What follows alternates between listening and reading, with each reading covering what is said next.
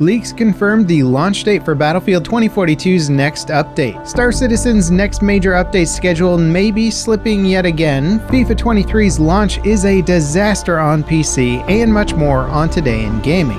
Hey guys, Level Cap here. Battlefield 2042's next update could launch as early as October 10th. A few weeks ago, leaker Tom Henderson claimed 2042's 2.1 update would launch on September 27th. That date proved accurate, so his claim that the 2.2 update is launching on the 10th seems like it could be accurate as well.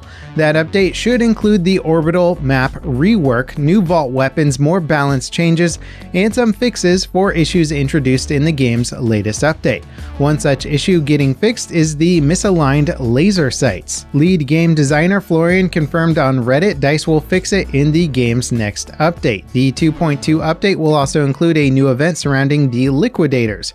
According to 2042's backstory, this group is a private militia for the Dark Market, an arms dealer organization. The Liquidators played a role in the assault on the Black Ridge facility in the exposure map added in Season 1. The event will include an infantry-only game mode, an Easter egg with locked weapon crates spawning on various maps, and advance of Season 2's launch will likely play a role in this event. Overall, it seems like 2042's live service is finally starting to get off the ground. But what do you guys think? Is 2042 on the right track? Are DICE doing enough to win player feedback? Let us know in the comments. The release date for Star Citizen's next major update might be slipping. The highly anticipated 3.18 update was expected to launch an Evocati test phase by the end of September, but CIG discovered technical issues that they need time to address to get meaningful feedback on this update. In the meantime, testing of a new 3.17.x update will hit Evocati test phase this week. If you're unclear about the Evocati test phase, this is the game's earliest test period for updates with players who sign an NDA to volunteer for playtesting.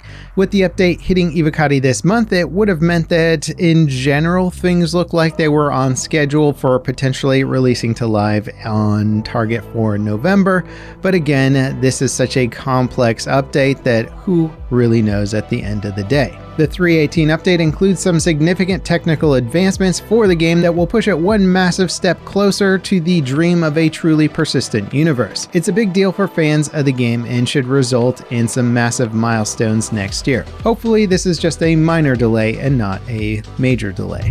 It turns out that Google killing Stadia was much more of a surprise than expected. Developers with games just days away from launch announced on social media that they found out about the shutdown at the same time that the public did. That puts them in a tough place where they have to either delay their game or rework their entire launch.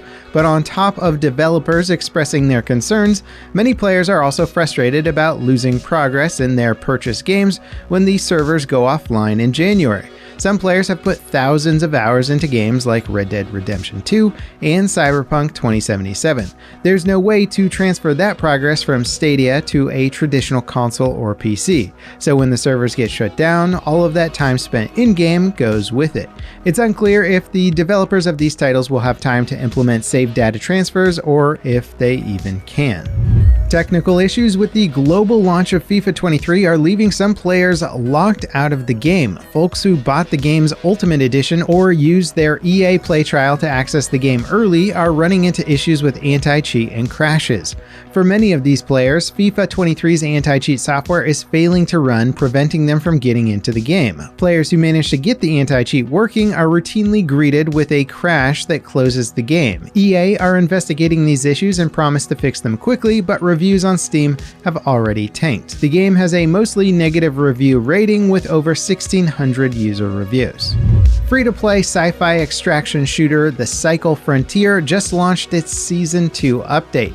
It adds a new map called Tharsis Island with more interior spaces to fight in than the game's launch map. The update includes a 100-tier season pass with tons of new cosmetics. New weapons are also available to unlock. Pricing for Nvidia's upcoming RTX 4000 GPUs might not be that much higher than MSRP in the US. Online electronics retailer Newegg currently has 8 4090s ranging in price from $1,600 to $2,000 for the higher end versions of the card. Considering that we saw retail prices at least double the MSRP of previous gen cards, this is a pretty big win for consumers. However, the same can't be said for international retailers. In the UK, the base model RTX 4090 looks like it will retail for about $1,900 when converted to US. Overall, it does look like you'll be able to buy Nvidia's new GPUs close to their suggested retail pricing, although they are quite expensive, and the market is now flooded with a lot of used 3000 series GPUs, so you can probably find yourself a pretty good deal on some last gen cards. Intel announced pricing for their entire lineup of Arc GPUs. It'll range in price from sub $200 to $350 at the top end. In terms of performance, expect FPS on par with Nvidia's RTX 3060 from the Arc 770, with the lesser cards from Intel slotting in below that target. Now, aside from the performance metrics, Intel's GPUs offer AV1 video encoding and some gaming-focused software tools that make them pretty attractive for gamers on budgets who want some new hardware. I'd be very curious to see some of the economy PC gaming builds popping up with the Arc GPUs in them, just to see what kind of performance people can get on the cheapest price point. It would be kind of cool if Intel could be really competitive in that market. Before we get to our next story, let us know what news stood out for you today. Does the next Battlefield update have you excited? Are you running into those technical issues with FIFA 23? Share your gaming experiences in the comments, and don't forget to subscribe or become a channel member if you want to support what we do here. Streaming platform Twitch is testing a new feature that lets viewers pay up to $100 to have their message highlighted in chat. This sort of feature isn't unique to Twitch. YouTube has a super chat system that lets users donate money to the stream in exchange for having their messages highlighted in chat. Super chats also stay highlighted longer if you pay more, and the ceiling is $500 for up to 5 hours.